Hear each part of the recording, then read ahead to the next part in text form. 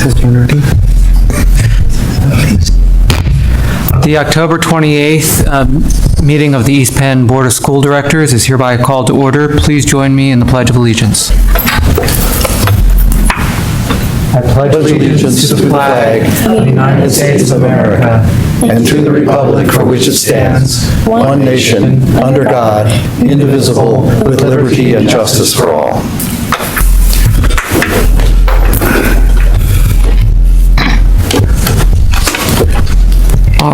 Our first order of business is student recognition for National Merit Scholarship semifinalist. Mrs. Campbell? Thank you. Welcome, everyone. This is certainly one of our most exciting board meetings as we get to recognize some pretty amazing student accomplishments, particularly those students who have achieved the recognition of National Merit semifinalists. For the benefit of our entire group, I just want to share some very brief background about the National Merit Semifinalist Program. In particular, it's an academic competition for recognition and scholarship that began in 1955. Over 1.5 million juniors in about 21,000 high schools entered the 2020 National Merit Scholarship Program by taking the PSAT in the year 2018. That PSAT served as the initial screening of all the program entrants. And of the 1.5 million entrants, approximately 16,000 qualify as semifinalists. These academically talented high school, now seniors, have an opportunity to continue in the competition for national merit scholarships that are worth in total more than $31 million that will be offered this spring. And so it gives me great pleasure to be able to recognize three incredibly talented young adults representing Emmaus High School. What I would like to do is I'll introduce each individual, share a little bit about not only their academic, but also their other programmatic involvements as part of being students here at Emmaus High School. And then after we introduce each of our three individuals this evening, we will invite them up and present them with an award and take a picture as well. First, a tremendous congratulations to Fenor Coughlin, Artie Schmidt, as well as Stephanie Sipix. Those are our three individuals who are recognized as National Merit semifinalists.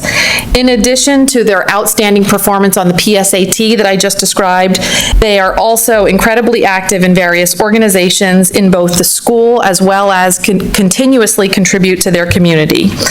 I'll start first with Fenor, or Finn, as she goes by.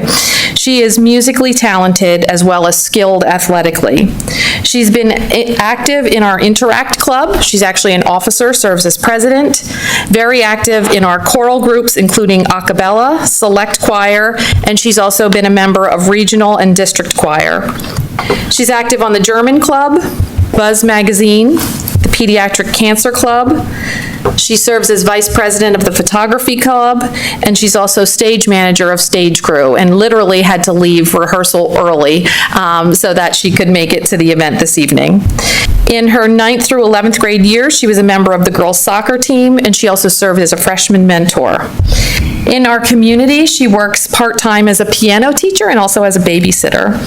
And although her future plans are not completely decided at this point, she knows that she wants to attend college following graduation and pursue her studies.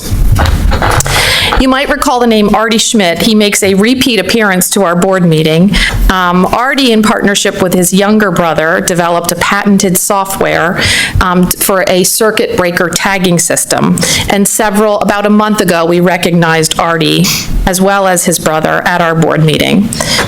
Artie, who we're recognizing again this evening, is president of the Computer Science League, vice president of the Pennsylvania Math League, active in chorale, cross country, track and field, as well as the National Honor Society. In the community, Artie is active in Boy Scouts. He's a volunteer at the Da Vinci Science Center, and he's currently developing software for material testing labs. Artie's goal is to attend Princeton to study computer science and become an applications programmer. And finally, Stephanie Sipix plays the violin in orchestra, and she's also secretary of our math club. She participates in various other clubs and activities, including Sinfonia, Science Fair. She competed in states in 2018, as well as the Delaware Valley Science Fair in both 2018 and 2019. She's a member of the Pennsylvania Math League, the Activism Club, Girls Who Code, Girls Go Cyberstart, Tri-M Music Honor Society. She too has been a freshman mentor and is a member of the National Honor Society. In our community, Stephanie is active in Girl Scouts. She's a member of the Older Girl Advisory Board for the Girl Scout Advisory Unit. She takes piano lessons and also holds a job tutoring at Mathnasium. Stephanie, after graduation, is interested in studying biomedical engineering. And now it gives me tremendous pleasure to introduce these three young individuals to you who not only have excelled academically, but I can tell you they are also amazing young individuals who, when we talk about the profile of an East Penn graduate, they certainly embody those skills and attributes. And I want to not only congratulate them and wish them well and let them know how proud we are of all their accomplishments, but really prior to our board meeting tonight, we had a brief reception welcoming their family members as well. And as we can all appreciate as parents, it takes tremendous commitment, love, and support from an entire community for such young, talented individuals to continue to do so well. So thank you to our three students who we're very proud of, as well as all of their family members who are able to join us this evening. And I'd now like to invite them up so they can receive their awards.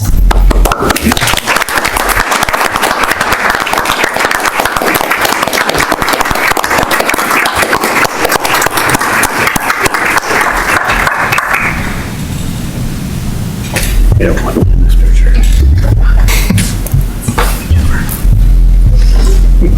Keep coming this way. Okay, no, keep it. Yeah, exactly.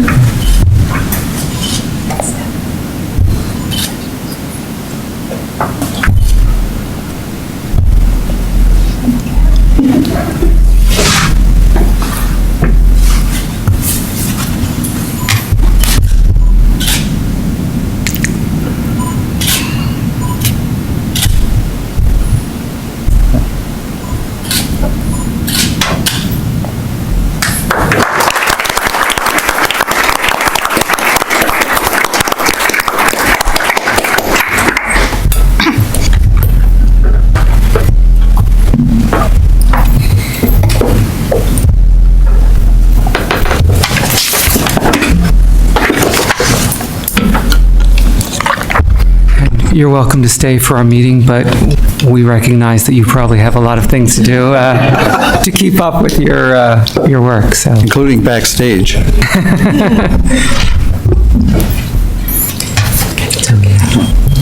I'll just wait.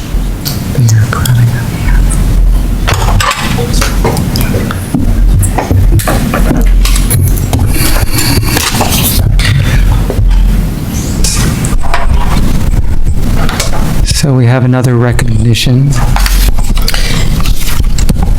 In the spirit of celebrating our incredible talent in East Penn, at this point, it gives me great pleasure to congratulate Mrs. Carla Matamoros, who is our East Penn Home and School Visitor.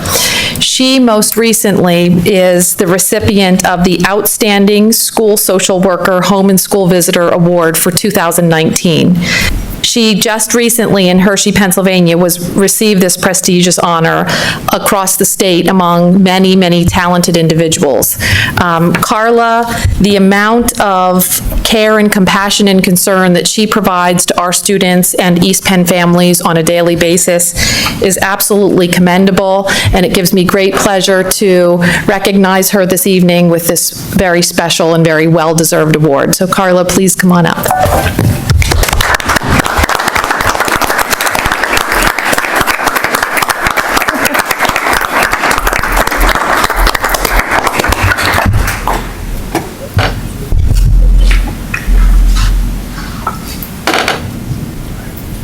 Smile like, just in case you're in the bathroom. Get it again.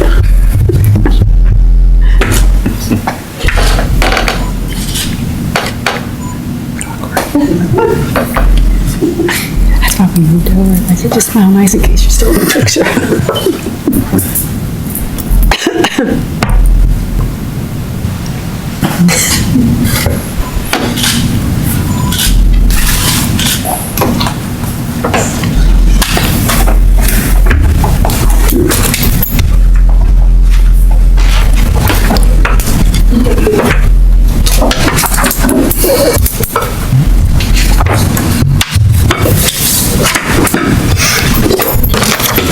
Okay, all that excitement at the start of the meeting.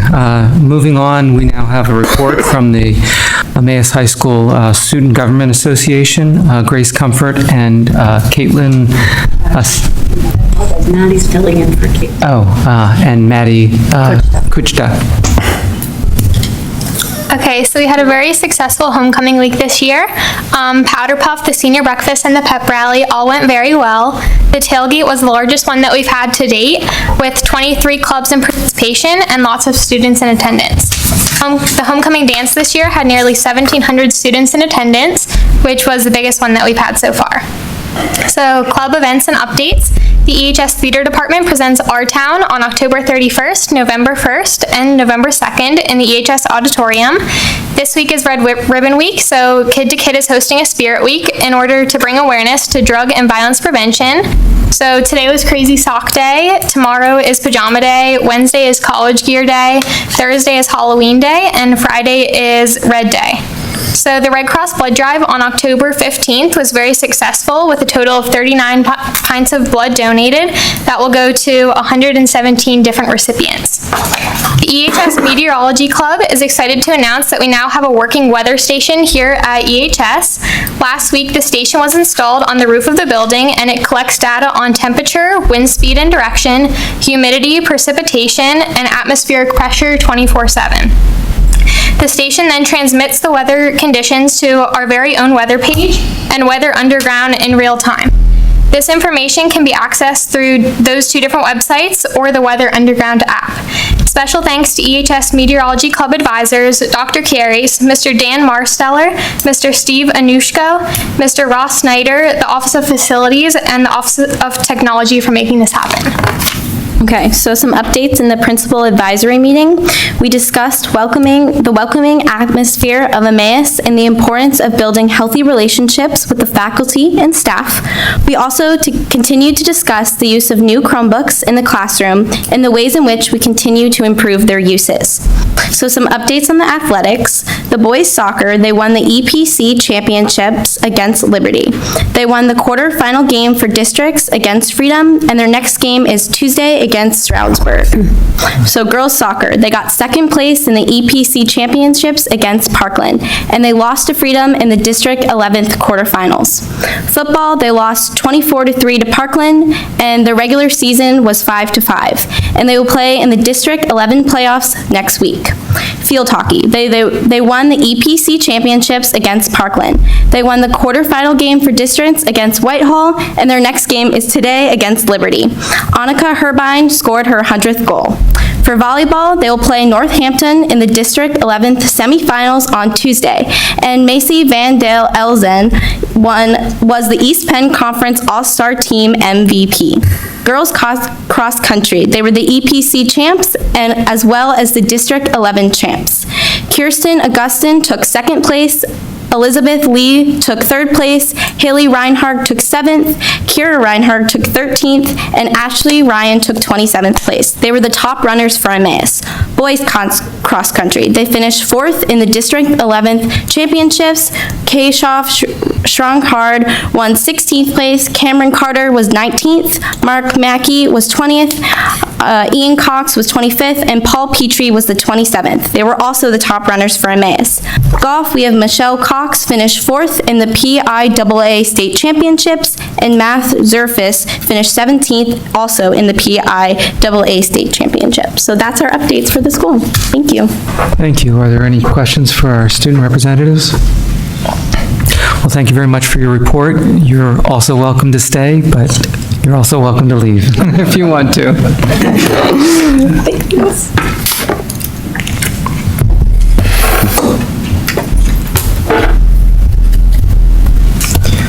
Okay, moving on to request to address the boards. I have none. Then approval of minutes. May I have a motion? So moved. Second. Any discussion? All those in favor? Aye. Aye. Aye. Opposed? Motion passes. Next, we have a report, a presentation from PSBA. It gives me great pleasure to introduce Mrs. Karen Devine, representing PSBA. She's with us this evening for a brief overview of some PSBA services, as well as some recognition of very special board members. Good evening. It's wonderful to be here tonight. I've known some of your board members for years, and although I'm on my 23rd year at PSBA, I just started covering this part of the state. So I'm excited to be here and to be meeting you. And I do have some recognitions this evening, but I'd like to start with a brief update. I did bring a leave behind for each of you, and I included some information on some of the things we're working on at PSBA. I also included some information on the required school director training that will apply after this election to any school directors re-elected and to any newly elected school directors. It's 3 and 5 hours of school director training, and we do have that free on our website. So we also have some live events taking place, and when we open up registration for those events, then they will go on our website. Some of the other things we're working on, we also have free crisis communication support for our districts. We have equity services, and if you get a chance to take a look at our website, we have a section dedicated to equity, and we also have a toolkit there, and we also just released this booklet at our conference, Understanding Equity, and you can find that on our website, but I can also mail copies to anyone who may be interested. And I think I dropped off one copy in your packet. Also, we just did the new school board secretary's handbook, so I gave you one of those this evening, and we will be mailing the essentials of school board service out after the election, so that has also been updated. Also, you'll be receiving a booklet called A Year of Learning, and it will be like a course catalog, and it will include everything we do at PSBA related to education and training for the members.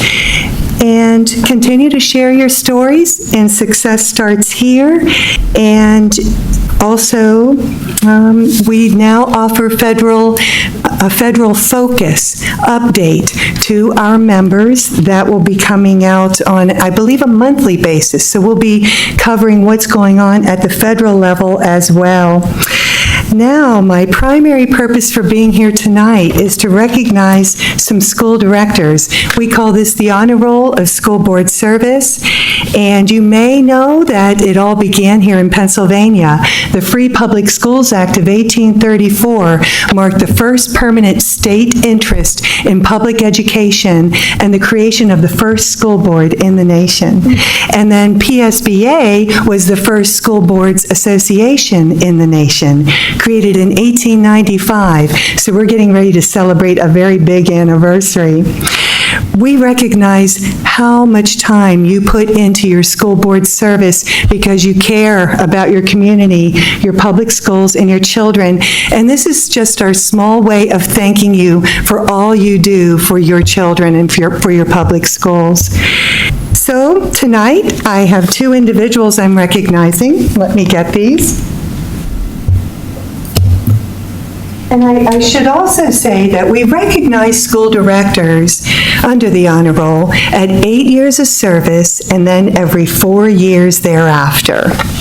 So tonight, I have an 8-year certificate for Dr. Bacher.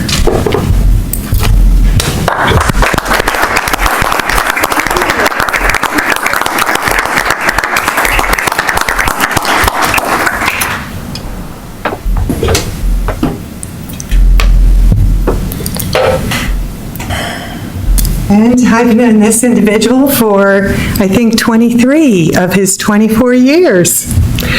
24 years of service for Chuck Ballard.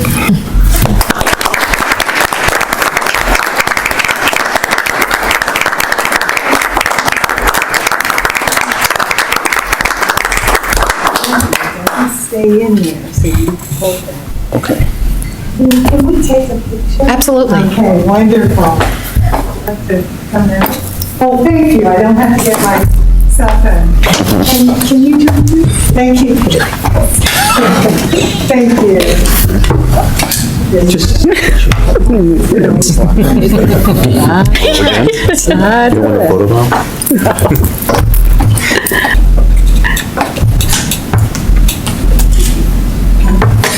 20 more years? Okay,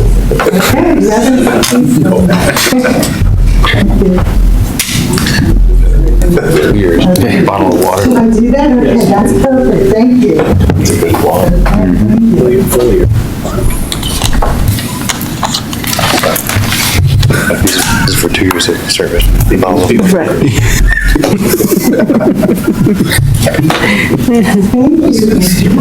Thank you so much. Congratulations. So much. Thank you. And thank you for all you do for school board members, and thank you for your membership to PSBA. Thank you, Karen. So great.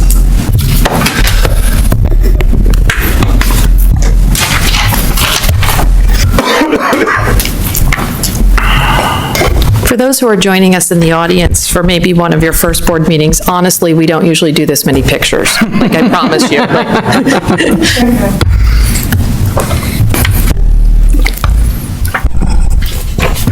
Okay, next on the agenda is the Emmaus High School Program of Studies.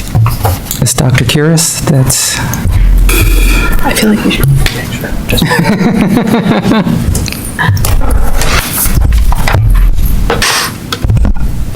Good evening. Thank you for having me.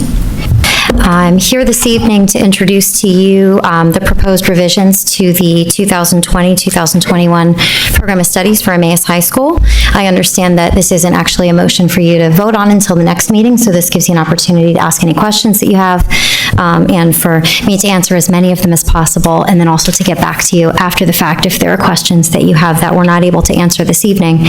I believe that you were provided with a document that I'm thankful was electronic because it's quite long, although I see some of you have printed it out and you're like me, you need to look at it on paper still. Don't tell the kids. And I just want to recognize Mrs. Lori Gamble, who's our Assistant Principal for Academic Affairs at the high school, and Mrs. Jess Labar, who's one of our school counselors. They were really instrumental in developing this and really putting the document together, as well as facilitating all of the meetings that we have over the course of the fall, where we meet with representatives from each academic department, our counselors, our representatives from district office, and talk over all of the proposed revisions before they make their way into this proposal document and make their way to you. So as is typical, what I'll do is sort of give you a high-level overview of the themes that are associated with the changes. You'll see in the document, if you had a chance to look at it, that each revision that's in the document has an explanation for that revision printed afterwards. But I understand that this document can be a little bit overwhelming, so if I miss anything that you're curious about, please don't hesitate to ask. So in terms of the big things that we're looking to revise this year, the first one is we really decided to take a look at all of the introductory pages of the document. It's been some time since we've substantially revised the format and the structure of those pages. One of the biggest pieces is that we offer more and more options for our students through the career and technical school, through college and dual enrollment options. And although they were all represented in the document, they weren't all represented in the same place. So we've endeavored to combine all of those into one place and just sort of reorganize and update the early pages that describe the program.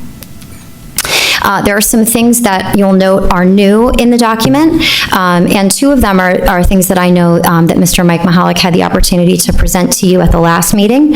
One of them is the proposed intern teaching program, and the other is the proposed school within a school program.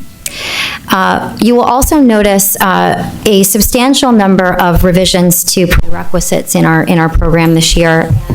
This is really the result of, you may remember 2 years ago, we made some substantial adjustments to the grading scale at Emmaus High School to bring it more in line with what other school districts were doing.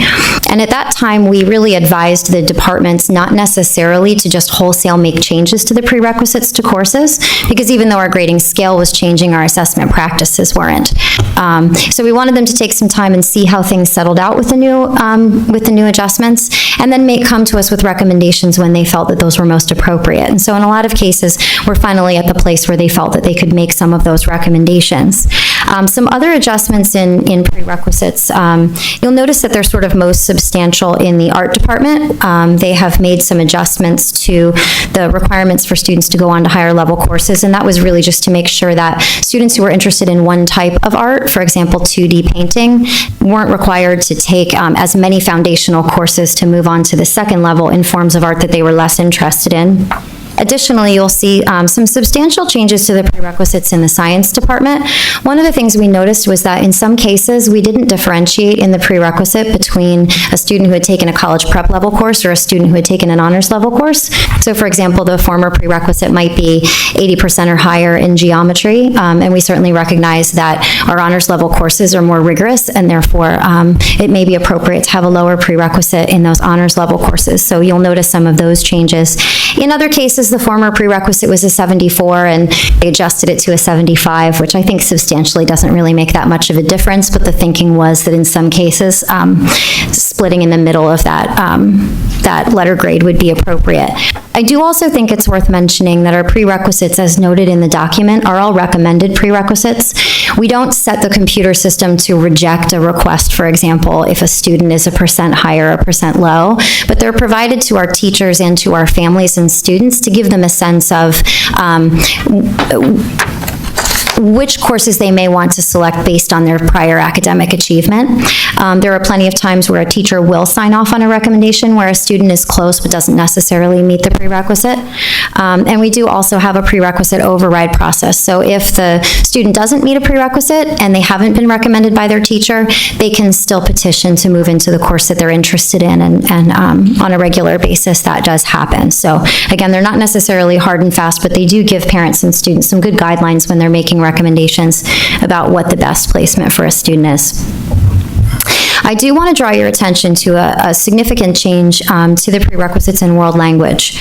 One thing that we have noticed over time is a substantial number of students choosing to retake a level 1 language when they get to the high school. And I believe that there was a time when there were potentially really substantial differences between a level 1 language at the middle school and a level 1 language at the high school. Now, I'm going back to when I was an assistant principal, so I'm going back more than 10 years. And what the department did at that time was put in place common assessments, quarterly assessments in those courses, so that we could see clearly how students were achieving in the 8th grade version of the course as compared to the high school version of the course, and to make sure that they were covering the same material, because you may notice that the way that our programs are articulated, students need to take that level 1 language in 8th grade in order to have the opportunity to make it all the way to AP level language by the time they're a senior. So we see a substantial number of students who are earning an A or a B in level 1 language in the middle school who are then electing to retake it. That's problematic for 2 reasons. One, it's not really best for the student because it does show on their high school transcript. So you may remember that there are a few middle school courses, and although they don't accrue high school credit for those courses, we show them on the transcript because they are high school level equivalent courses. The best examples I have of that are Algebra 1 and a level 1 language. So we don't feel that it's best for a student to show that they repeated the same course a second time unless they were doing so for grade improvement. You may know that we have a policy on the books that allows a student to take any course that we offer a second time, specifically for grade improvement, to improve their grade, and some students do that. But what we have is this sort of strange loophole where we have students taking exactly the same course in 8th grade and then in 9th grade again. Instructionally, it's problematic because the students in those courses then have really divergent abilities, changes, or for example, in our business department, some changes in the software that they're going to be implementing. Those are the kinds of changes we make year to year just to make sure that the program of study is the best reflection of what we're actually going to be offering. We also have some changes to our English as a second language courses. We realized last year that prior to last year, we didn't have our English as a second language courses in the program of study. We thought that was an oversight. Sometimes we don't include special programs in here, but we felt that it was appropriate. Since we included them, we've realigned our curriculum to a program called EDGE and purchased substantial new resources that required us again to sort of restructure the way we offer English as a second language. So you'll notice new course descriptions in there that are actually reflective of the program that we're running right now, but we would like to make sure that that's official in the program of study. And then we have a few new courses that we're introducing other than the intern teaching program. There is a mobile app development course in the computer and business department. There are a couple courses that they're taking out of the program of study that we've actually never run, like Microsoft Access has been on the books for a long time, but each year we're not able to run it because we don't have enough interest. And so at that, once a course goes that long without running, we really just feel like it's appropriate to remove it. So there's a mobile app development course that the kids are really excited about taking, and one of our teachers is very excited about teaching. And then in our tech ed department, you'll note two courses. I believe you heard about the new home maintenance course, which I'm hoping to audit myself as soon as I'm able, as well as the EDD course, which is the capstone course for the Project Lead the Way program, which I know you've heard quite a bit about over time, and we're excited to be able to offer that capstone course to students who've taken the first and second level courses, and for whom that's sort of the natural progression of the program. So that's my high-level overview of the big stuff. I'm very glad to answer other questions that you have. Mr. Jankowski?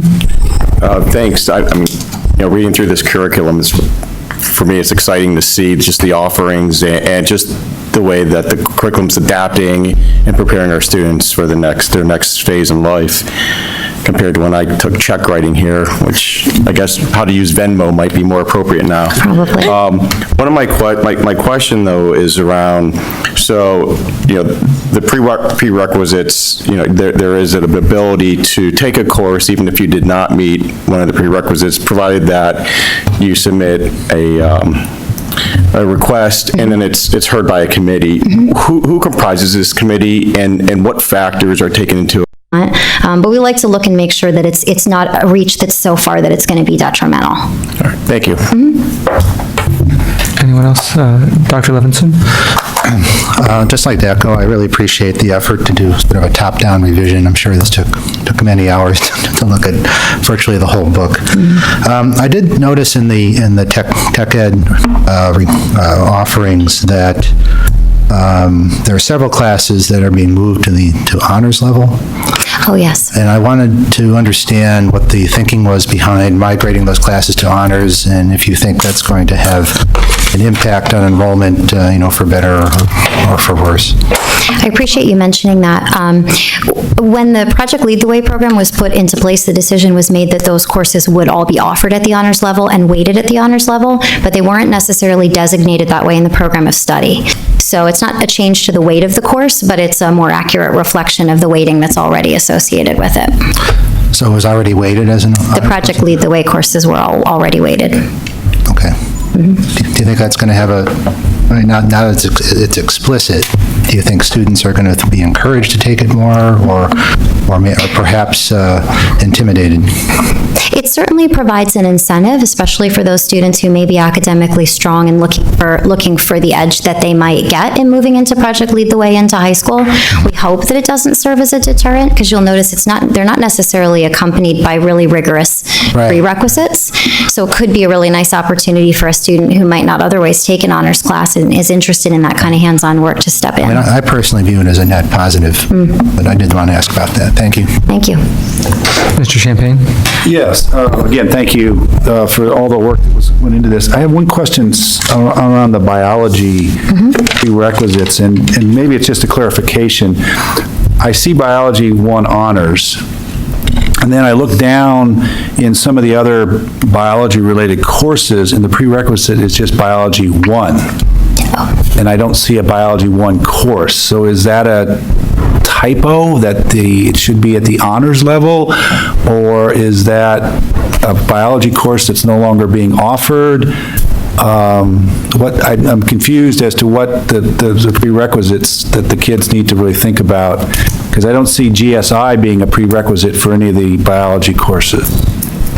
So the biology is now either biology 1 or biology honors, that they're not designated as college prep or applied any longer, so, correct? Yes. But I didn't see a biology 1 just. This only has It's changes. probably, since it's not a change, it would be in the full booklet. Okay, all right. So you'll notice in there that there's biology honors and I think it's listed as biology 1 honors now, but it may not be. I'm not sure, yeah.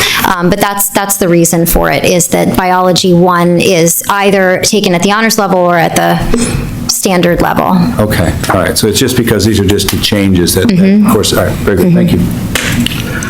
Any other questions? Ms. Bowman? You might have said this, I couldn't quite digest everything That's at okay, once. it was a lot.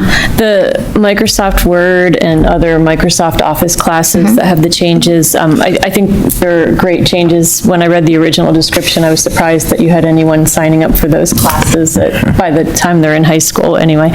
And the way, is that the reason behind those changes, to make them more what someone would need for career readiness?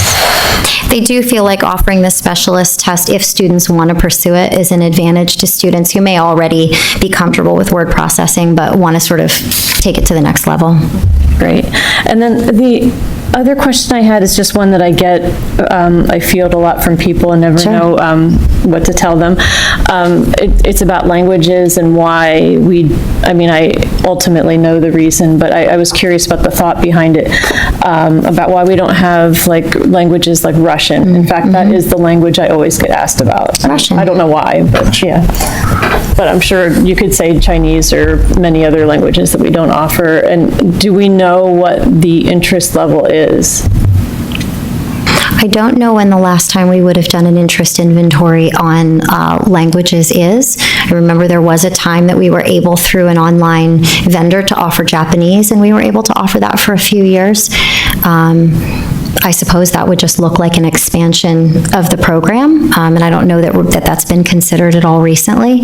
Additionally, it becomes increasingly difficult to find high-quality certified teachers in world language, especially in some of those languages like Chinese, and some of those more obscure languages could be difficult from a staffing standpoint, but I think it's just we haven't offered those languages traditionally, and it hasn't really been considered that we add them. Okay, all right, thank you. Any other? Mr. Ballard? First of all, I have a process question. Okay. As I understand it, your intent is to, or the administration's intent is to present the program of studies at the next meeting for an up or down vote on the program of studies. And that would include the school within a school program. So actually, by approving the program of studies, we would also be approving the school within a school program, all at the same time, take it or leave it. I would request that the school within a school program section of the program of studies be separated out, because I wish to discuss that separately with the other parts of the program of studies, because I still have serious concerns about the approach of the school within a school program. It seems that people are wedded to the name school within a school, and to me that is directly to the point I raised at the last meeting, which was, are we creating a situation where we are subdividing our students into two different groups, which immediately brings to mind experiences that I've had in high school, admittedly many years ago, that as soon as you do that and separate out one group of students, you start to develop some animosity between different students. I personally would be calling this a project learning experiment, and saying that we were experimenting with project learning and we were looking for volunteers for project learning, and this was just another set of classes that was going on in the high school and nothing special, so that it wouldn't get this idea of a small group inside the bigger group that's somehow different. If we say that we're conducting an experiment to see how, if project learning would help some students, and we're doing that within our school. We've done that before with new curricula or new programs that we've tried for reading or mathematics or something else like that, and it doesn't appear anything different. School within a school conveys to me that cliquishness that I don't think we really need. So I would like to request that if we're going to approve curricula at the next meeting, that the school within a school program be pulled out separately and we vote on it separately, so that we have the ability to discuss fully the impact of school within the school and its intended programs. I got 9 pages of supposed answers to board questions, and my question wasn't even mentioned in this, and I still don't see how we're going to do it with the continual emphasis on school within a school as the title for it. I'm not necessarily against checking out project learning and seeking out volunteer students to join this and volunteer teachers to work on it, as long as we're, have a concise plan for how we evaluate this, and an understanding that we're not creating a new class of students in this school. We are we're doing an educational experiment to see if some students would benefit from this approach to learning. And from that standpoint, I can condone an experiment. I can't condone creating a school within a school because of the connotations that I have with it. So I'm asking that be separate as a up or down vote at the next meeting. If necessary, I'll put a motion, see if we want to vote on it tonight to do it that way, but I'm just asking as a courtesy to have that done. I would say we can see what other board members feel about that in their time to discuss. Alternatively, you can make a request, an amendment to whatever board. I think typically the administration should put forth what their recommendation is, and then if the board wants to adjust that, I would say we'd have an amendment, and either to change the name or to strip it out, or whatever we want to do, that could be handled as amendment. I wasn't demanding a name change. Yeah. I'm just saying that the question I asked about has not been addressed as far as I'm concerned. And I've offered some suggestions on how it might be ameliorated to get both the educational impact that the educators believe will occur and address other concerns, among which is, the comment about there are some people in the community that hold traditional modes of instruction and traditional forms of grading and assessment in high regard. That's the kind of comment that I think we need to be very careful about making. And that was, practically the last paragraph, next to last paragraph of this document that we received, supposedly answering our questions. So I was concerned about that. I would say also, if you had some specific questions that weren't answered, feel free to send them specifically to the administration to get answers on. But I would hope other board members will chime in on this topic. Mr. Jankowski. Yeah, I'd have to agree with Mr. Ballard. I'm not against the program by any means. I think it's an opportunity to reach certain students and other students and give them opportunities. That being said, I happen to have the opportunity to speak with some parents and families at State College, the school district, and that was one of the major concerns that they had, is that there was a stigma associated with the students that were in their Delta program. And seems to be structured differently than what's being proposed here. But that is a very strong concern that we aren't putting these students and putting a spotlight on them and having an impact that might be less than beneficial for them. So I would have to agree with Mr. Ballard. I think we need to tread lightly with this and maybe put out a motion to vote on this apart from the curriculum as a whole, to make sure that we have a program that, or an experiment, if we want to use that word. I don't really like using the word experiment when we're dealing with students. But just to make sure that what we're doing here is going to be beneficial, because one of the other concerns that was raised is that the students in this program were not prepared for post-secondary education, that the project-based learning and the way that they were being educated put them at a disadvantage for college. And since our program is going to be structured as a college preparatory program, I just want to make sure that we are not putting our students at a disadvantage, so. Dr. Munson? First of all, let me add to the thanks for such a comprehensive set of changes. It's by far the most changes that I've seen to the program of studies, since I got on the board a few years ago. So I wanted to weigh in on, I guess, this what's emerged about schools within the schools. I was a little bit flummoxed about the nature of the program at our last meeting. I feel like I've learned a lot since then, but I would also, as a matter of process, not as a matter of a critique of the program, it seems it is such a substantially different program, and because it is a pilot program, that as a process matter, it deserves to be voted on separately. So I guess I would support that. I actually also wanted to go back to the question that was asked earlier about languages. So I have a slightly different perspective on the languages that we offer compared to the languages that are spoken and are in demand. It's not clear to me, for example, that Mandarin is an obscure language in our district or in the Lehigh Valley. It's almost certainly true that more people speak it than French. It's perhaps true today, at least in the Lehigh Valley, that more people are speaking that than German.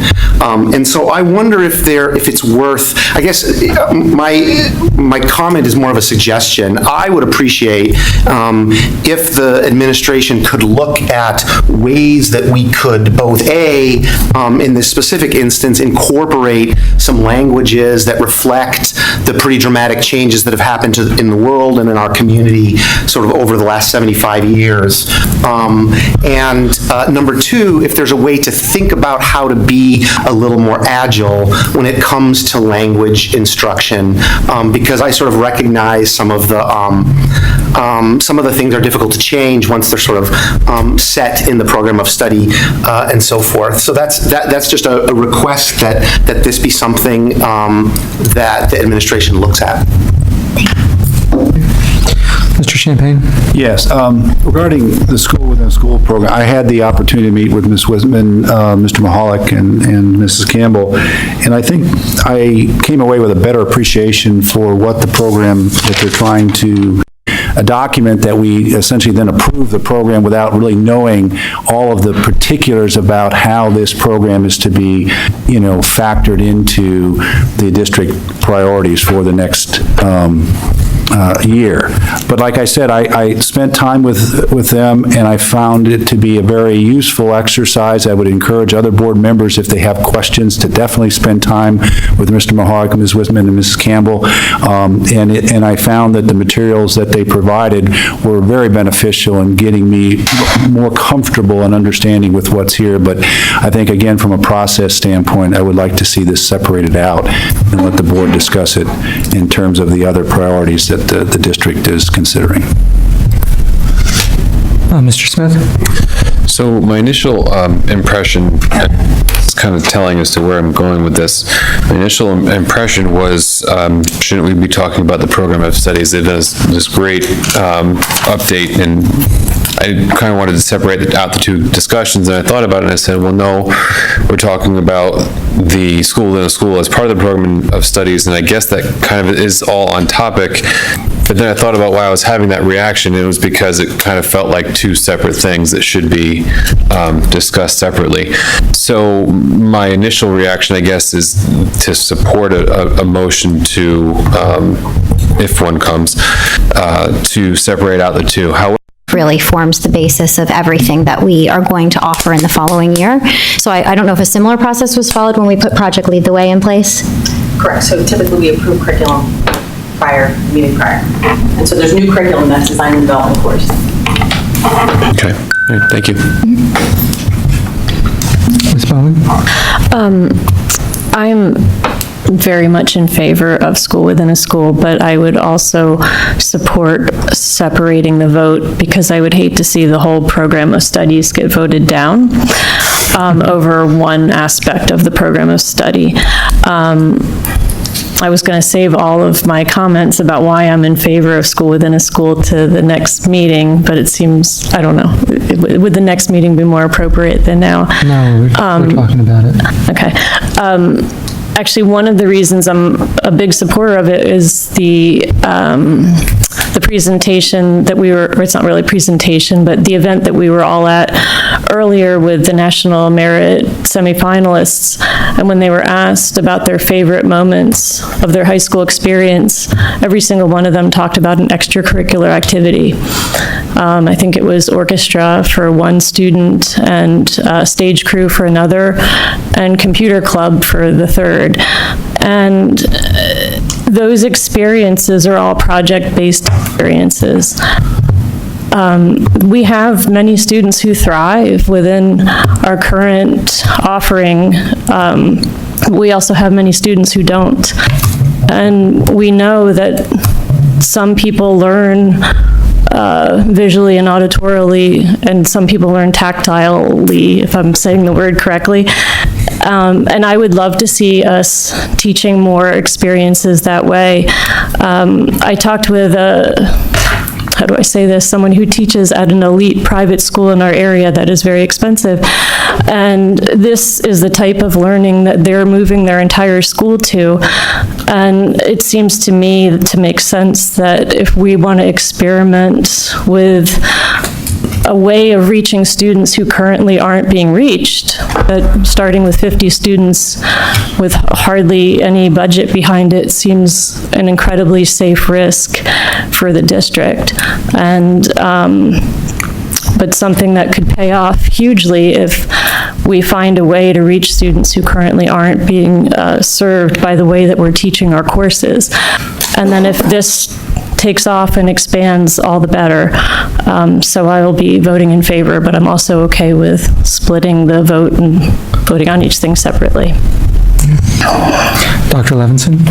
So, I think I agree with the general consensus that the vote should be split, and I think I also agree with Ms. Bowman that this is a great opportunity for the school to do something innovative within the public school system as opposed to the what we would see at a private school. So I'm not going to say much more about that, but I did have a question going back to the languages. I do know a handful of people who've expressed interest in a class in American Sign Language. Do we know if there's any interest or significant interest where that could be offered as a semester or a year-long experience? Some of these people articulated that it was important for if you're in the medical field, for instance, and being able to have some appreciation for that, it could lead to some greater training. So, is that something that's been ever been discussed as being part of the language program? I know it's something that's offered at many colleges and universities and several secondary schools, plenty of secondary schools around the country. I don't know that we have surveyed students about languages in general recently, so I certainly hear some interest on the board in having us do that perhaps as a part of the process of reviewing our world language curriculum in general, which hasn't been revised in some time. Okay, because I would encourage that. I don't. Since 2004. Okay, I can't necessarily see, a 2 or 3 or 4 year program in it per se, but I could see value in people getting the rudimentary aspects of ASL in a semester or a year-long experience. I could also see it appealing to some students who may not be as successful in a traditional spoken or written language. Okay. All right. Thank you. Mr. Byrd? I want to comment on the project of School in School. I think it's a good program. I think it's some positive things going to come out of it. But I would like to look at it more in detail, and I support the board that we look at it separately. But I think the idea that we're doing this in the school in a pilot program, I have a concern about segregating the students. That's my biggest concern, where you have some students that are in this program, some not, and what some kind of a situation they would be in. And I just want to understand how we're going to handle that. That really bothers me. So if we can kind of get beyond that, I can get on board with it. Thank you. Great. Thank you. Any more questions or comments? Well, thank you very much. I think it's telling that just the changes are 123 pages of electronic document. I appreciated your summary also. I had missed the change about the languages, and I think that's a pretty significant change, and it sounds like it's the right thing to do. It also sounds like there's a general consensus to split out the school within a school, so we'll look forward to discussing this more next week. Thank you. Sounds great. 2 weeks. Thank you. Not next. Meeting.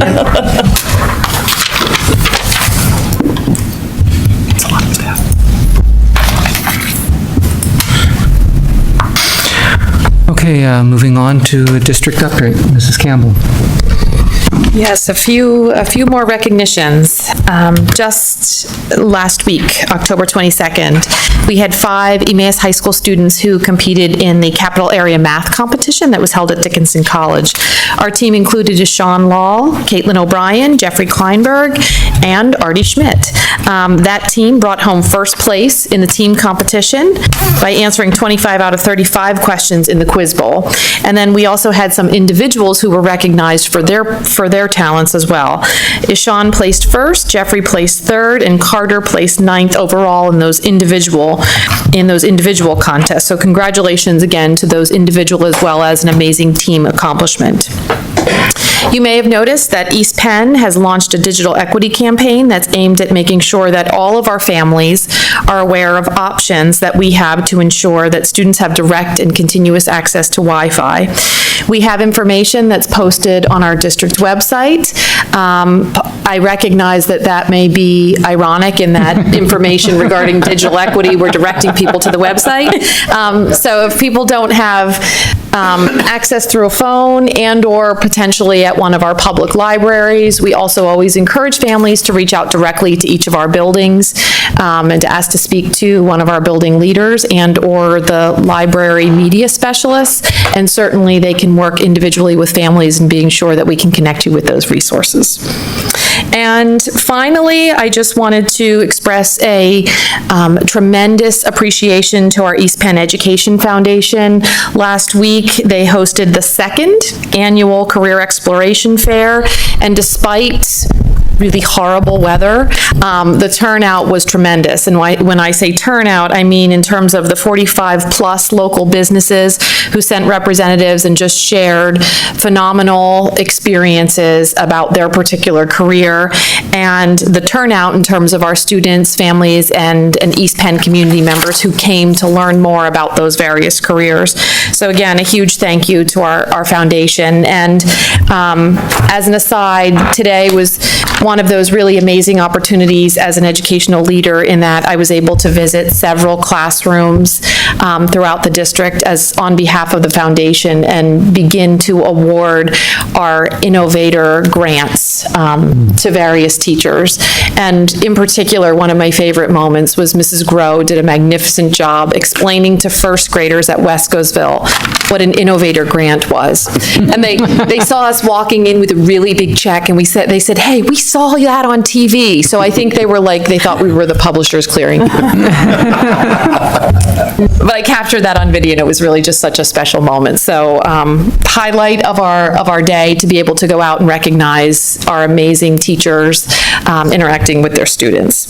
And one final reminder for all of our East Penn senior citizens, on November 21st is our annual East Penn Thanksgiving Luncheon, and if any seniors are interested in attending, we ask that you please reach out to Laura Groh to express your interest and intent to join us. Thank you. Thank you. Are there any questions? Dr. Munson?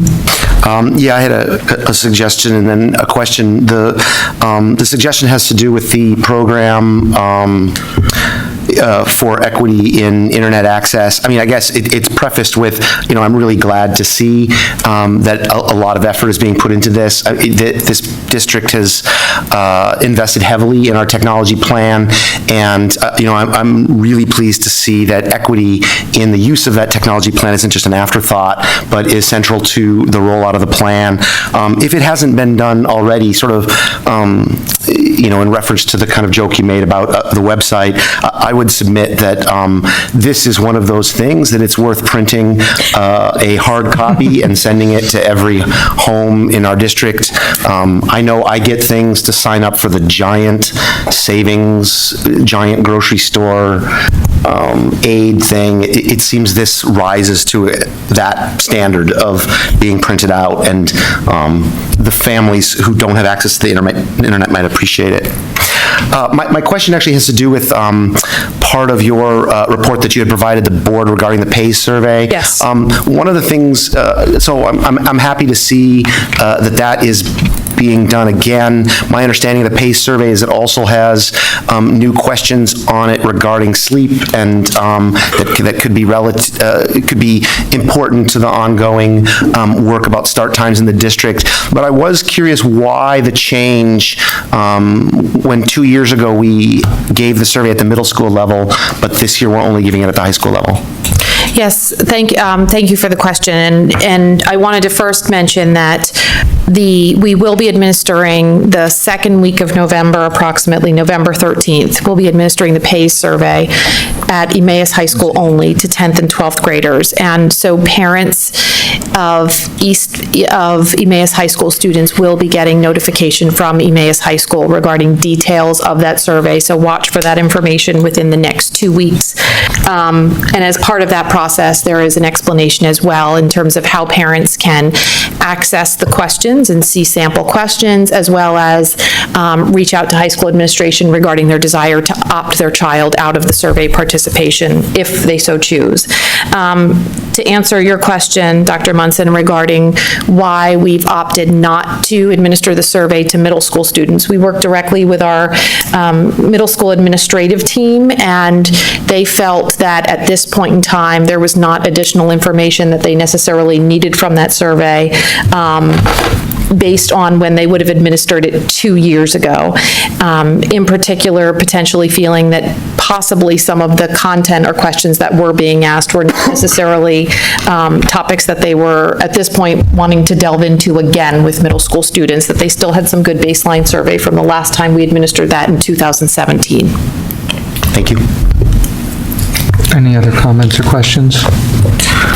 I would like to echo Dr. Munson's comments about the digital equity campaign. I think that's several board members in the past have expressed that's a main reason why we're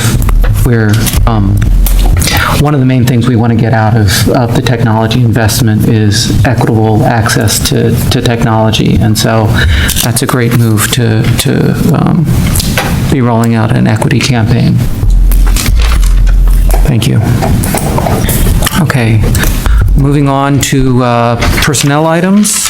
May I have a motion for, because it's items 1 through 13 and Exhibit A. So moved. Second. Any discussion? Ms. Allen, will you call the roll, please? Mr. Ballard? Aye. Ms. Bowman? Aye. Mr. Byrd? Aye. Mr. Champagne? Aye. Mr. Jankowski? Aye. Dr. Levinson? Aye. Dr. Munson? Aye. Mr. Smith? Aye. Dr. Bacher? Aye. 9 ayes. Motion passes. In business operations, I have a note that the first Pennsylvania School for the Deaf contract, there was a disagreement between the text of the dollar amount and the numerical dollar amount. The numerical dollar amount that's in the agenda and in the contract is correct. The text wasn't updated to the $39,780. With that, I'll take a motion. If I haven't heard any Any objection to taking items A through E together? So moved. Second. Any discussion? Just as a point of clarification, we don't have to move it as amended because of the language, or is it just As a typo? amended, it's a typo, but we can say as amended with the correction. Dr. Bach. Oh, sorry. Did you have something to say?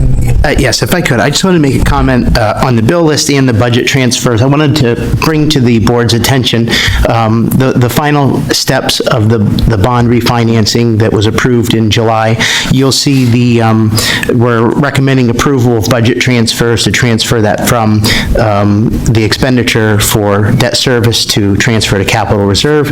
And then you'll see on the check register on page 5, approval to actually transfer those funds to capital reserve. And if you recall, that was the recommendation of the administration when we approved the bond financing, was to transfer those funds for future capital needs. Thank you. Ms. Bowman, did you have a comment? No, I thought you were asking for a motion. Oh. I was just trying to make one. Oh. Didn't we have a motion and a second? Yeah, we had a motion and a second. Motion. Okay. Don't forget that. Okay. Mr. Ballard. I would just like to commend Mr. Saul for his perspicacity in taking these one-time revenues and putting them into a fund that is admirably suited to accept one-time revenues and keep us sufficiently prepared to handle the capital expenditures that we have to make over the next few years. That's where things like this should be put, not put into the general budget, because those revenues don't appear the next year, and therefore you're short trying to make up those revenues when you're talking about using them for operating expenses. Yeah, thank you, that's a good point. Any other comments or questions? Mrs. Allen, will you call the roll, please? Mr. Smith? Aye. Mr. Ballard? Aye. Ms. Bowman? Aye. Mr. Byrd? Aye. Mr. Champagne? Aye. Mr. Jankowski? Aye. Dr. Levinson? Aye. Dr. Munson? Aye. Dr. Bacher? Aye. 9 ayes. Motion's passed. Moving on to curriculum. May I have a motion for the educational conferences? So moved. Second. Any discussion? Mrs. Allen, will you call the roll, please? Dr. Munson? Aye. Mr. Smith? Aye. Mr. Ballard? Aye. Ms. Bowman? Aye. Mr. Byrd? Aye. Mr. Champagne? Aye. Mr. Jankowski? Aye. Dr. Levinson? Aye. Dr. Bacher? Aye. 9 ayes. Motion passes. Next, I'll entertain a motion for curriculum updates. So moved. Second. Any discussion? Mrs. Bowman. I only just wanted to mention again that I was really impressed with the presentations last meeting, and enormously happy that word wealth is going away. I think I may want to frame that book. My son's book had a student 10 years ago write in it that it was in bad quality or something, and still we're still using it. So I'll bring it to the next meeting, so. Pass it around. For posterity. Thank you. Mr. Ballard? Yes, I'd just like to commend our curriculum department about the flexibility they have to bring up to us and to the school community such courses as mobile apps and home maintenance in the same breath, because it shows a wide assessment of the needs of the students in East Penn and the changing times that we live in, to the different technologies and different norms that we have to develop. And so it shows that we're not just resting on our laurels and teaching from McGuffey's Reader anymore. We're capable of adjusting to the that we have and producing things that will probably prepare our students better for careers and the workplace of the future. Mr. Champagne? Yes, I really like the changes that were proposed, and the one thing I would like to ask, again, I asked it, I think the Project Lead the Way program is wonderful, and I like the idea of a capstone project, but I think there are going to be other students who are going to find a capstone-type project as something that they may have interest in, and I would hope that the administration would look into considering that. So I'm going to echo everybody's comments again, tremendous effort, and I think all the changes are positive, but I would like to reiterate something that was mentioned 2 weeks ago, which is to, I guess, put some thought into the IP implications for what may come out of these classes. Because again, you're doing things that could lead to something innovative and marketable.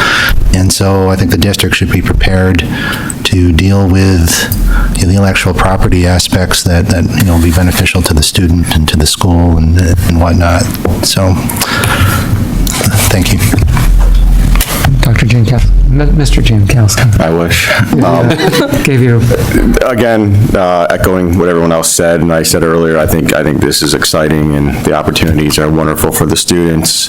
To build on what Dr. Levinson said, with IP, last meeting, Mr. Ballard generously offered up my services to help any students. I also think it would be a great pro bono opportunity for law firms out there. They do this all the time to help students and the teachers in preparing these applications and any engineering designs for protecting intellectual property rights. So again, I'm happy to offer my assistance in that regard too, and I think this is a great opportunity. Thank you. Any other comments? Mrs. Allen, will you call the roll, please? Dr. Levinson? Aye. Dr. Munson? Aye. Mr. Smith? Aye. Mr. Ballard? Aye. Ms. Bowman? Aye. Mr. Byrd? Aye. Mr. Champagne? Aye. Mr. Jankowski? Aye. Dr. Bacher? Aye. 9 ayes. Motion passes. Moving on to policy. Oops. Okay. Do you want to give a short update of any changes? Sure. Mr. Pavlidis?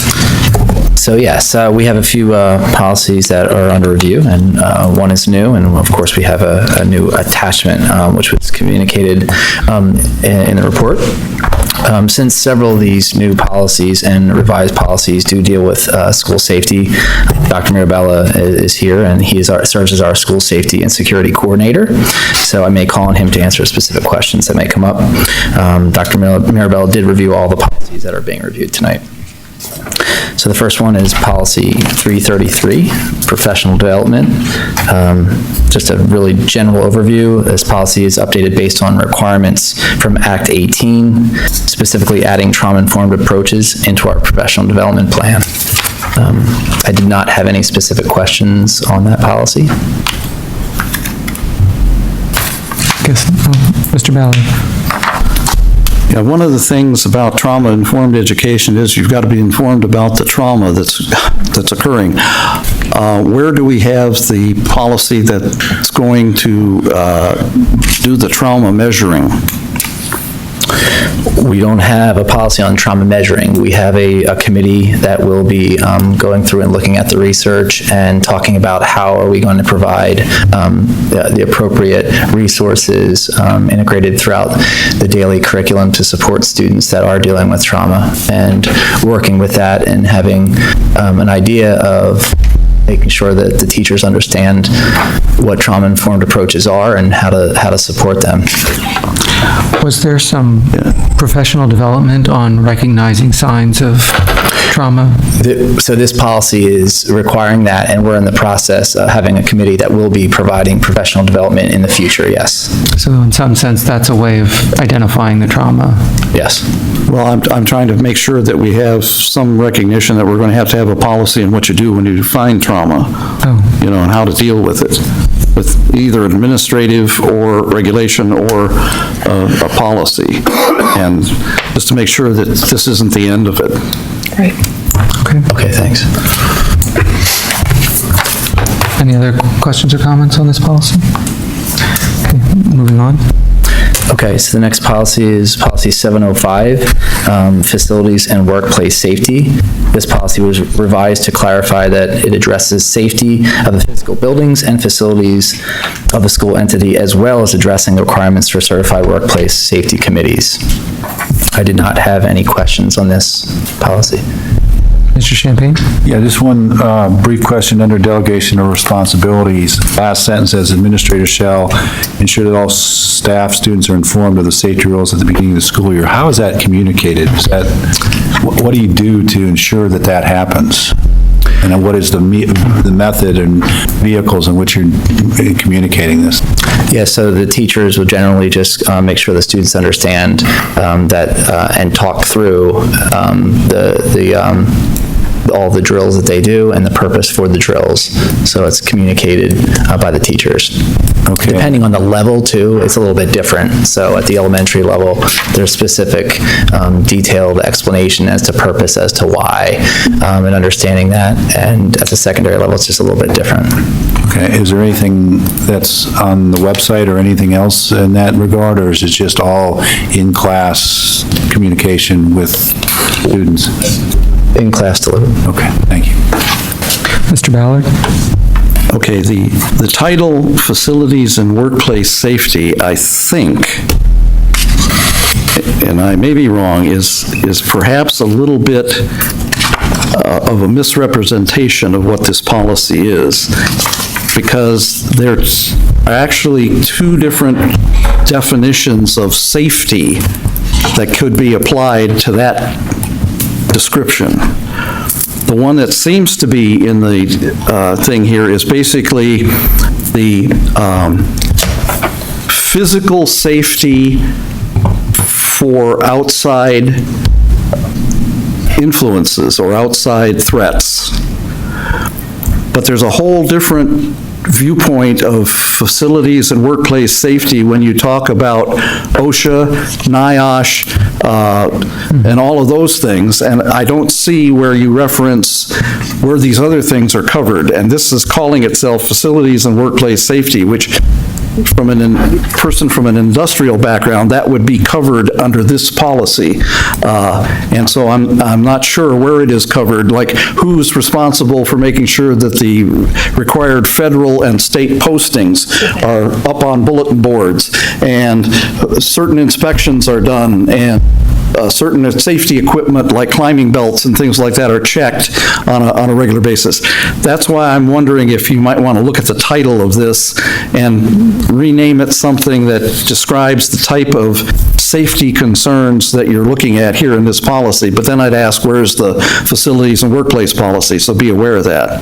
So I'd just like to know where that's covered. Okay, I can review that. Thank you. Mr. Byrd? I have a question on the safety program that you're using. I see evaluate the current safety program. What is the current safety program based on? What type of safety program are we using in the school district today? We have each year, we have a group of individuals that comprise the Workplace Safety Committee, and the Workplace Safety Committee our insurer is required to provide us with certification training every year. We all must go through it, we all must pass it. It allows us to do two things. It allows us to go into our facilities as a team. There are certain members that are available at certain times of the day. We go into a facility as a team, and we look for specific facility problems, concerns. We make sure everything from fire extinguishers have been inspected properly, to the elevator certificates, to climbing belts, ladder safety, all those kinds of things that we've been taught and required to pass a test on, to make sure that we're qualified to at least know that they belong and what those requirements are. And then the second part of the training is we review all accidents that were turned in from a workplace accident, and we review those accidents. We have an investigative procedure.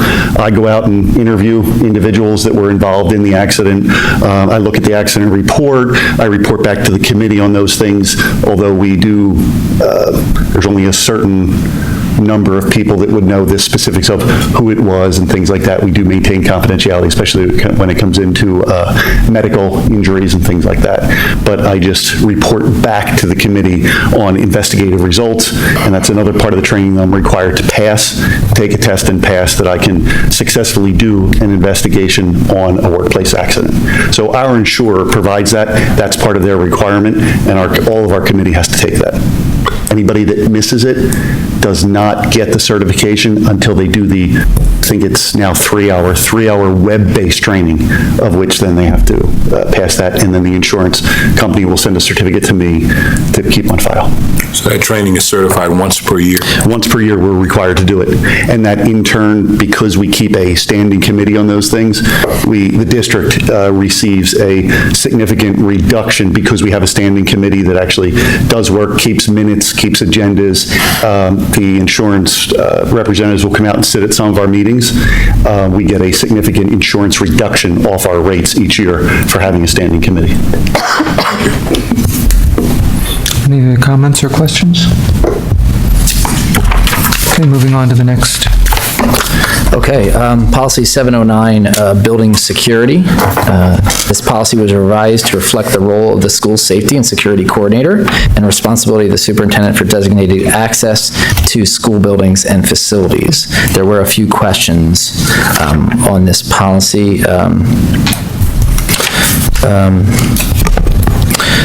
One of the suggestions was a loss of any keys and access and other devices currently must be reported to the maintenance office upon discovery. Just the recommendation that any such loss also be reported to the school safety and security coordinator. That can easily be done. That's not a problem, so we can make change to that language if there's no opposition to that.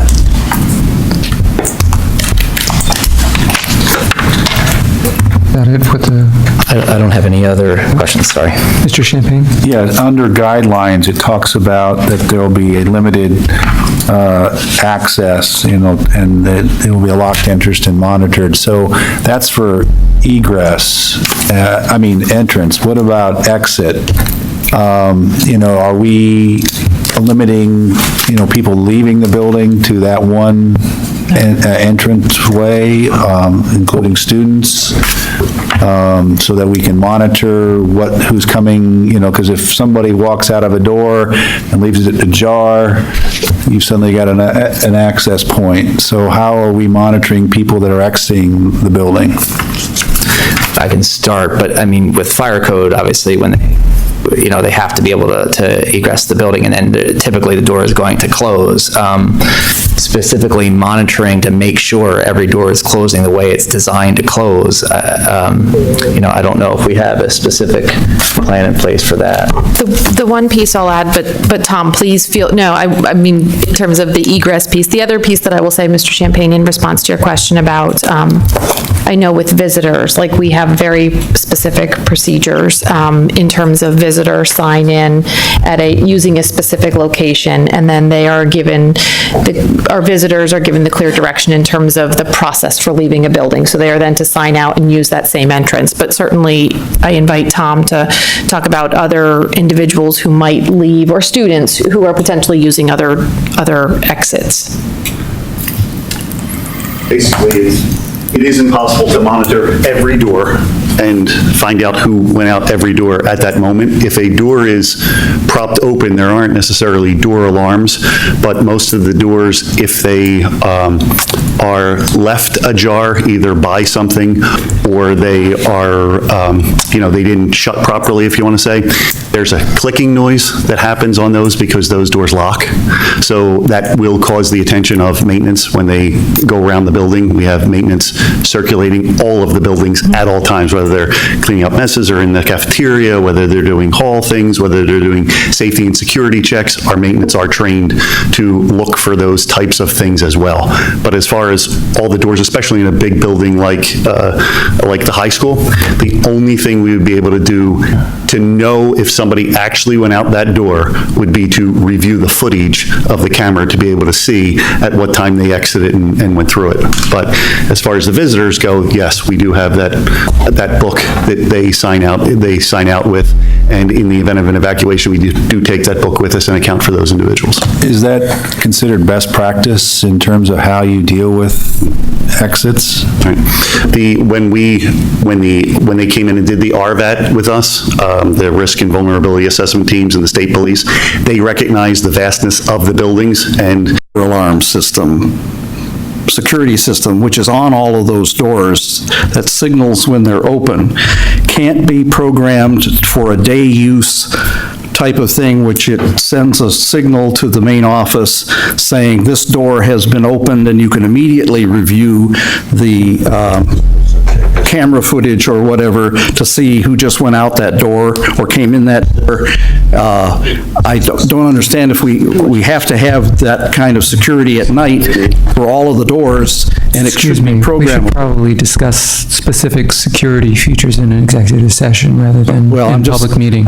Okay, so I'll just throw that out for a, not a comment, but a question for security to get back to us. But then second one is, what is the problem with putting those emergency sounding alarms that every restaurant in the Lehigh Valley has on its side entrances on our doors, other than the cost? What is the problem? It's something we can look into. The ones that battery operated, you hit the button. We should discuss specific security features of the program. That would be pretty public with us on the door, but anyway, okay. Thank you. Okay. Any other questions, Mr. Jankowski? Just to expound upon my earlier comment on the providing notice to the school safety and security coordinator if there's, lost keys or badges. I just think it's important that everyone who needs to know knows, so that there's an awareness around there. There was some meaning behind my madness with the comments. Definitely, thank you. Other questions, comments? Go ahead. Okay.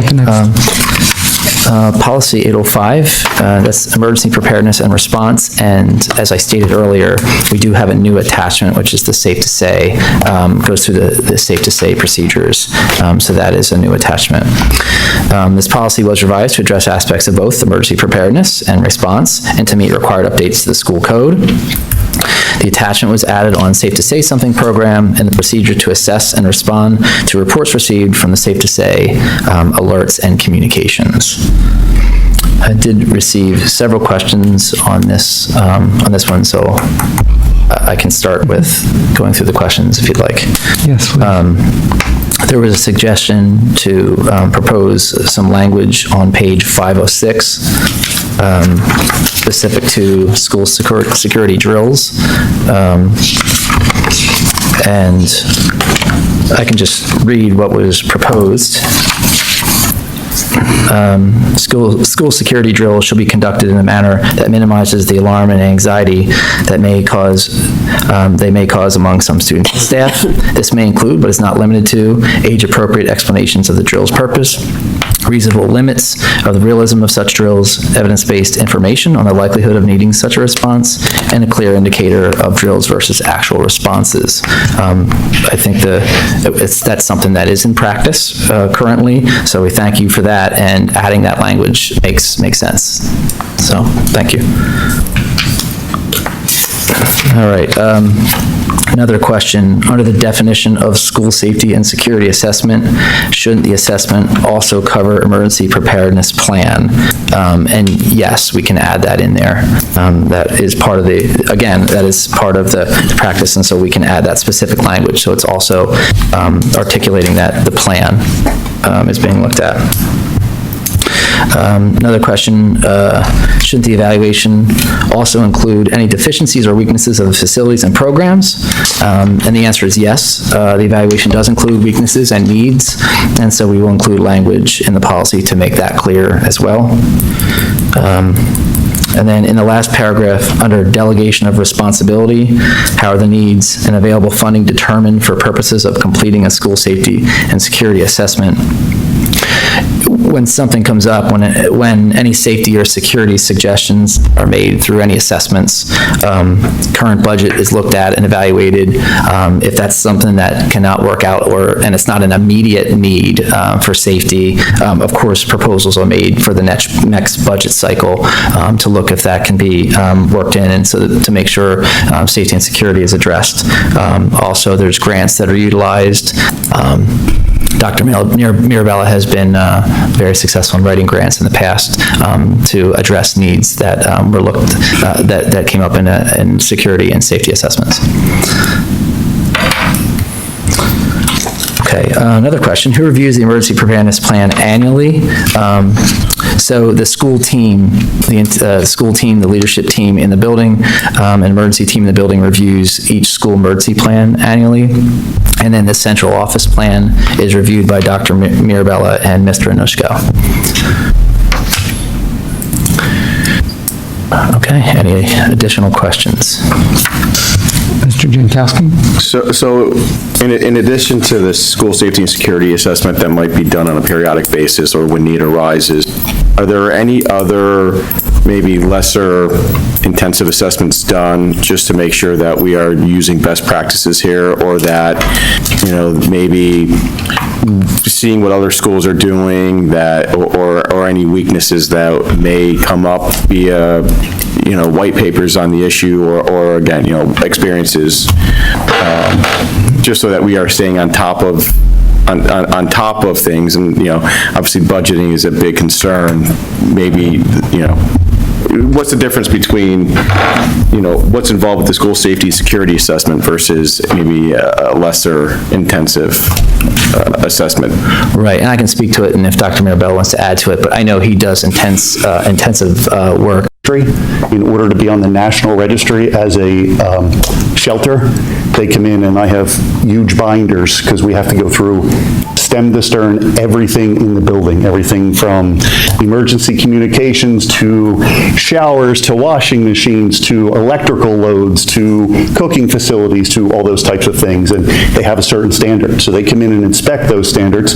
Mr. Anushko and I go around with them during those inspections, and then if we maintain everything or have improved or upgraded it, that's what allows us to stay on the National Registry for those 5 buildings that are seen right now or are displayed as National Registry.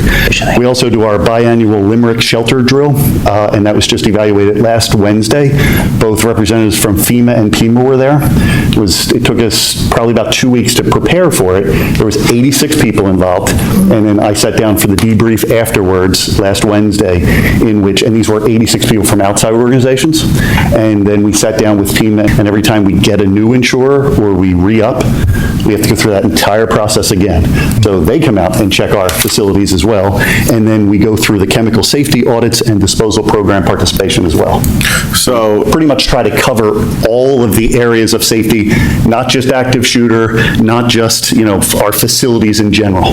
That's very comprehensive, and takes a lot of time. Yeah. So what's the purpose of the school safety and security assessment then? The school safety and security assessments, they look at all of those areas, which are, whether it's be an MOU, whether it be things they look at as far as areas that could be breached, areas that might need to be shored up a little bit, areas where there's maybe storage that they don't like, or bushes that need to be trimmed down, or certain access procedures, things like that. They come through, and that's about, they come the night before, and they just want to see the whole layout of the policy changes, which I continue to appreciate that you produce. I have a concern, I don't know if it's a question really, I think it's a concern about this tip preservation. So my understanding, and I did go to the website and see that a key feature of the Safe to Say program statewide that is widely advertised is that it's anonymous. Mm-hmm. But tip preservation involves what I read as a backdoor to that process, where the district can ask the state to provide it with identifying information like IP addresses if they're considered needed. And I struggle to understand what need could arise for such information other than identifying the source of a tip. I would say it would be being part of this process and knowing that we had some fake tips in the past and how that was addressed. I can tell you it must be a pretty significant safety issue in order to go this route. Well, so does that mean that it's only anonymous as long as the safety issue isn't large? I mean, I guess I'm troubled by the disconnect. Moving on. Okay.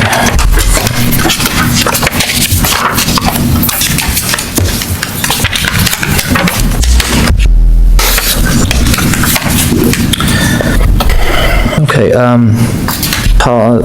moving on to policy 805.1, relations with law enforcement agencies. This policy has some minor revisions to reflect terminology and policy references to other school safety and security policies. I did not have any questions on this policy. Mr. Ballard.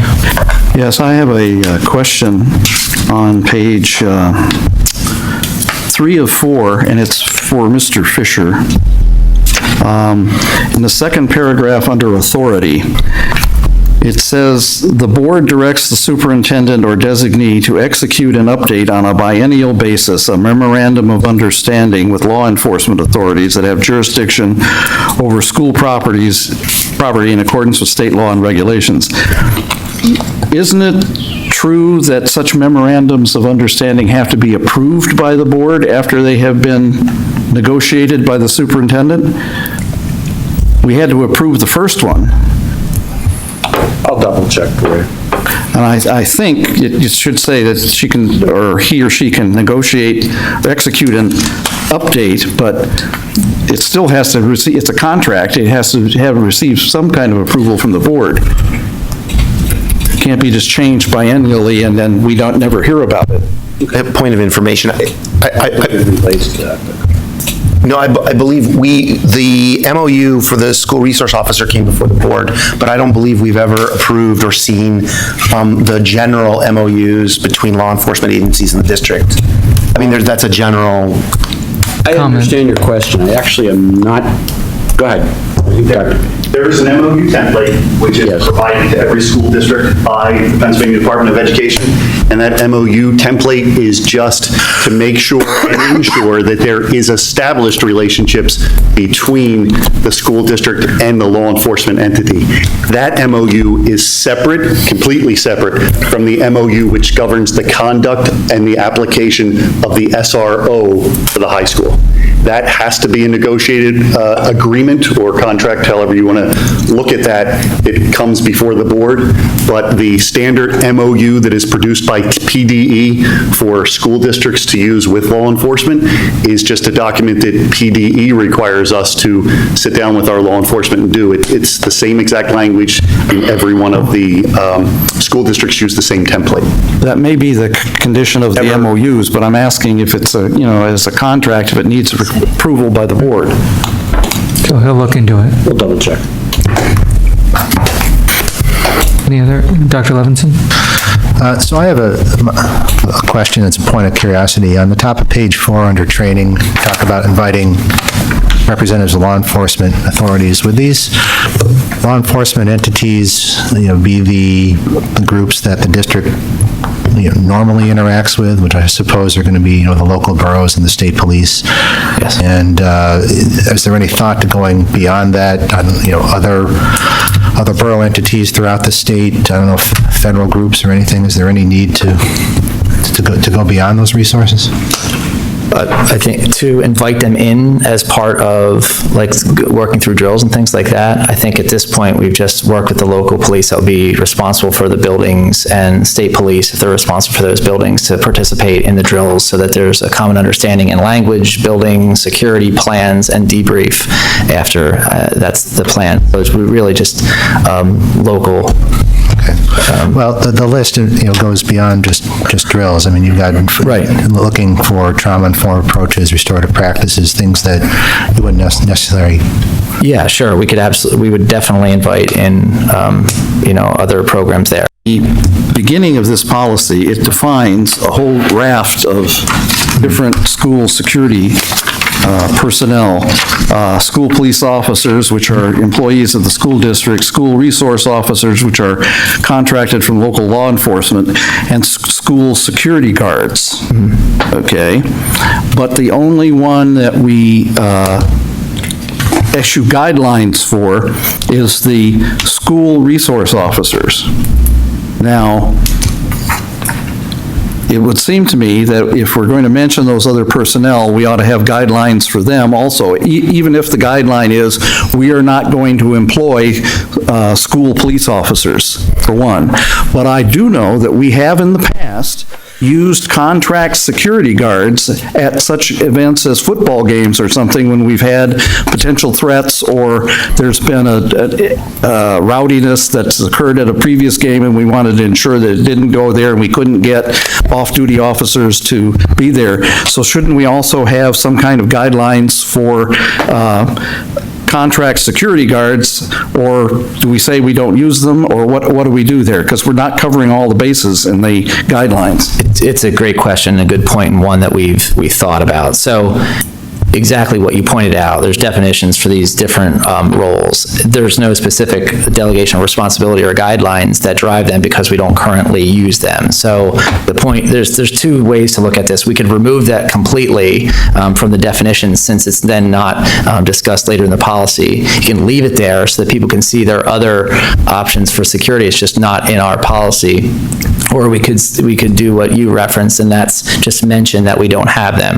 I think the recommendation from our team is to keep it there, or remove it, but not to mention anything about it, especially not saying we don't use that, because if there is a situation that comes up where we would want to hire, we don't necessarily have to have it in policy to hire them. We could do that practice. This specifically defines the role of the SRO.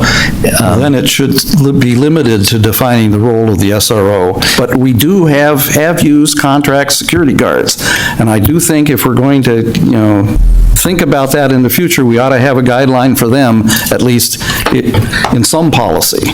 And if this is the policy to define what kind of security personnel we use, then it ought to have at least the contract security guards in it, because we have used them in the past. You're suggesting if we want to maintain the possibility of using them in the future as an option, even though we're not, we should have guidelines that covers it, should we want to use them? Okay, we can look into that. Absolutely. So that's my specific proposal. My more general request is, I think this is a time that we could revisit an issue that never really got fully addressed when we decided to hire an SRO, and that is one of the things that we did. I mean, one of the things that was part of the hiring of the first SRO was to create the MOU with the Emmaus Police Department.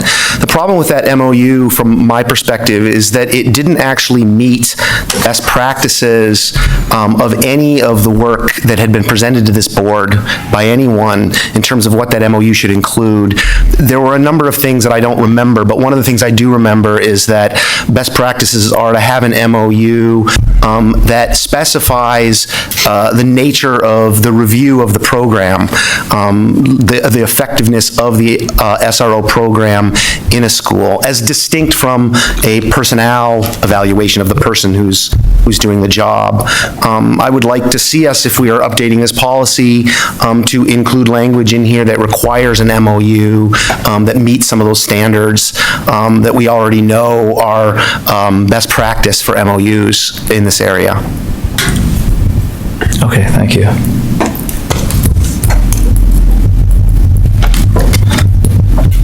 Are there any other comments or questions? Thank you very much. All right, thanks.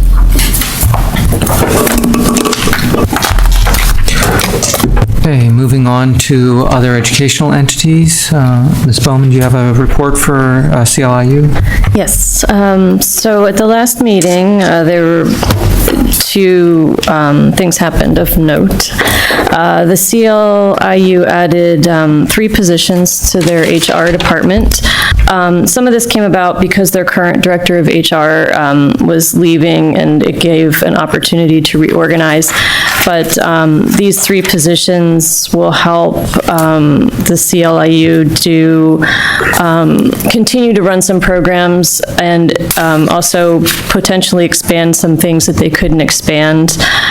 For instance, some districts had asked for the FBI fingerprinting to have a mobile unit that actually comes to the school districts, and this will allow that to happen.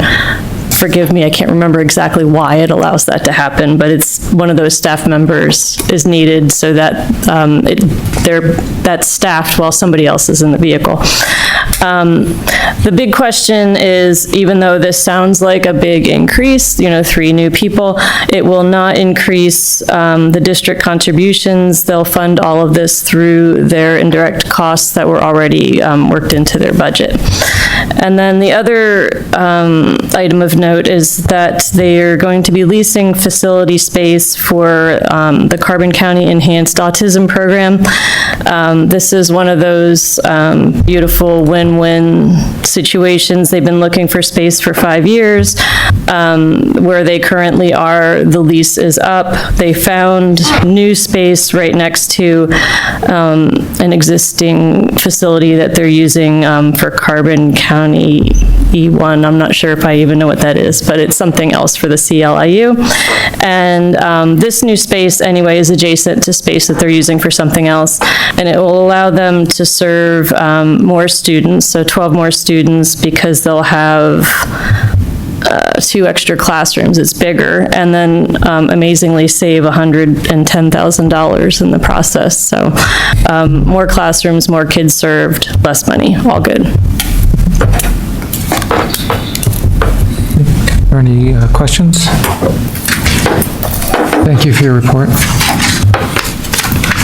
Moving on to legislative, do you have a report, Mr. Ballard? Okay, there are a number of things that have been occurring quite recently. The legislature is coming back and will be going full force, believe it or not. With the election coming up in a week, I doubt that much is going to happen, but there are some interesting things that have come through. There was a special advisory committee of the Joint State Government Commission that issued a report advocating for the delay of secondary school start times. And that report has just been issued, and it says that it reviews common challenges that could be encountered in efforts to delay secondary school start times, including instructional school day requirements, transportation, including bus driver shortages, transportation mandates, coordination and logistics, athletics and other extracurricular activities, impacts on elementary school students and families, and impact on teachers and staff. That might be something that our committee might want to take a look at. Okay. The House Education Committee has approved and sent to the House floor a number of things, one of which is a bill requiring CTE certifications on the transcripts. That means industry-recognized credentials obtained by a student to be included in the high school transcript if the student took a National Occupational Competency Testing Institute or Association for Career and Technical Education test and obtained such a certification. Like I said, that's just on the House floor. It hasn't passed yet. There's also a bill on professional development on cultural competence. It requires, again, this is not passed, it's just on the floor, requires the Department of Education to develop and implement a continuing professional education course on cultural awareness that may be used by professional educators to satisfy the continuing education requirement. Doesn't specify what cultural awareness is. And there are hearings scheduled next week when the bulk of the legislature is back, or excuse me, it's this week, starting today, on educator evaluations, which is being bandied about in the legislature. A couple of committees. The Senate Education Committee approved a bill on electrocardiogram testing for student athletes, and their resolution provides that information be provided to athletes regarding electrocardiogram testing, and provides that the athletes be notified of the option to request from their family's medical provider the administration of an electrocardiogram, in addition to the standard physical examination. It doesn't yet require students to, school districts to provide the electrocardiograms. There's a bill to provide firefighter training for high school students. They're going to create a pilot program to try to train some students in firefighting, trying to raise the number of volunteers available for volunteer fire departments. There's a couple of bills on contractors. I also wanted to report on the ESBA state meeting that Dr. Munson and I attended. Maybe Dr. Munson will have some comments too about the sessions he attended. I attended a couple of very interesting sessions on trauma-informed education. And there were some very startling things that were brought out in what they're calling trauma. If you haven't heard of the ACEs examination, it's a one-page set of questions formulated around asking what trauma a student might have experienced. And the mildest question on the form is, have you experienced your parents divorcing? The next mildest question, as far as I was able to discern, was, is your mother beaten at home? And it goes up from there. I mean, it's got some pretty horrendous stuff on it. And this is what they're referring to as trauma. And they are claiming that there are some students who score 8 on that test, which is remarkable. And so I'll try to get you some of the presentations that were done on the trauma-informed education. But the other observation I made in this set of sessions was that the Catasauqua School District has received a grant of $250,000 to expand their trauma-informed education program. They're spending a total of $350,000 a year on partnering with a mental health services provider to provide mental health services in their schools, and they only have 1,600 students in the entire district. You can sort of scale that up to try to figure out what a similar program would be in a larger school district, and that could be a significant expense in the future if some of the trends in this particular area continue. Like I said, it was eye-opening to see some of this stuff and see the discussion. And our educators now are required to have a certain amount of instruction in their professional development here in the district on trauma-informed education. So this is just the tip of the iceberg for some of these things coming along. And so I commend to the person who takes over the legislative arena to pay close attention to this particular issue, because it's going to come up and could bite us very severely. And that's pretty much the educational legislative scene for now. Dr. Munson, do you have any other comments that you'd like to make? You put me on the spot, Mr. Ballard. I would say two things. One is from the conference that we attended. I mean, one is it actually gave me a lot of appreciation for the professionalism of the administration that we have in this district. The presentations that we receive just for our board are really quite high quality. The other thing I'll say I learned was sort of how dire the situation is with current law around the public school district requirement for busing outside of its school districts. There are districts that are using Pennsylvania tax dollars to bus kids to private academies in Delaware and in New Jersey, and there are districts that the majority of their budget for transportation is made up of transporting students outside their district, and it really opened my eyes. I've always known the costs to our district, but hadn't realized that actually it's a far greater burden to many of the other districts in Pennsylvania. Okay. Are there any questions for Mr. Ballard or Dr. Munson? Okay. Announcements, moving on to announcements. We had an executive session before the meeting today. Confidentiality. Our next regular board meeting will be on Monday, November 11th at 7:30 here in the boardroom. I'll now entertain a motion to adjourn. So moved. Second. All in favor, say aye. Aye. Aye. Opposed? Meeting's adjourned.